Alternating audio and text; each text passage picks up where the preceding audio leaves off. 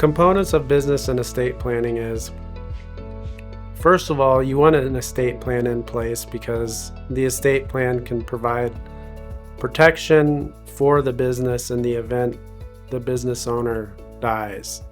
I've seen situations arise where I had a client who had a successful business. He died and he didn't have an estate plan in place, and it became very difficult to appoint a personal representative to manage this business while his family was trying to determine who inherited his property. So without an estate plan, the business can suffer substantially.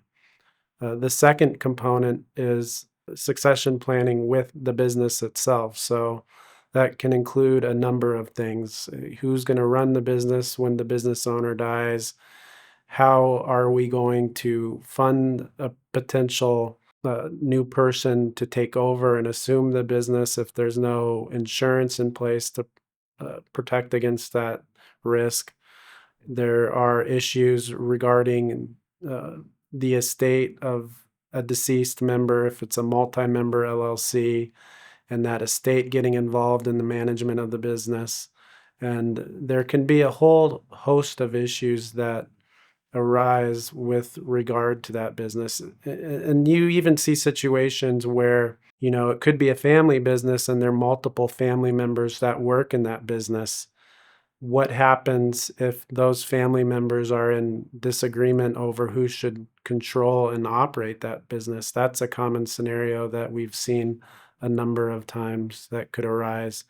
So that business succession planning is very important because the owner of that business can ensure that the proper people are in place to assume control and management. And then, with the estate planning component, who actually is going to receive the benefit of the value of the business.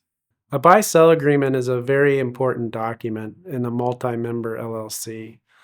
A buy-sell agreement is a document that provides primarily what happens when a member dies, and we call that a triggering event. There could be a number of triggering events besides death. For example, if it's a professional practice, what if one of the professionals loses their professional license? Does that give the company a right to buy out that professional? So if one of those triggering events were to occur, then what happens? The buy-sell agreement would provide the terms and conditions that govern that potential buyout. One of the issues is, how do we value the business? The primary recommendation that we tell people to use is an appraiser. Now, that appraisal can have a number of different factors in there that potentially could affect the value of the business. What if it's a minority interest? What if it's a majority interest? Those factors could significantly affect the value of that business. So when setting the terms for the appraisal, it's important that the buy-sell agreement is clear on how the appraiser conducts the valuation. Then the second issue becomes is, how does the buyout of the member get funded? If it's death, life insurance is always a great option to use. Then there could be other issues with funding a buyout using life insurance. For example, what if the life insurance policy is more than the value of the business? Who gets that excess benefit? So there can be a number of things that people primarily don't think of that are issues when determining the value of the business and the procedure used to buy out the potential member. And that's why it's important to have the buy-sell agreement in place, is you can provide for the terms and conditions without having to worry about future disagreements over what was intended. So key person insurance is important because if you have a key person that does a lot in the business, and the business could suffer great harm if that key person dies, key person insurance can mitigate against that loss. It can provide a source of funds that are used to hire person that is responsible and capable of carrying out those duties so that the business and then the value of the business doesn't suffer as a result.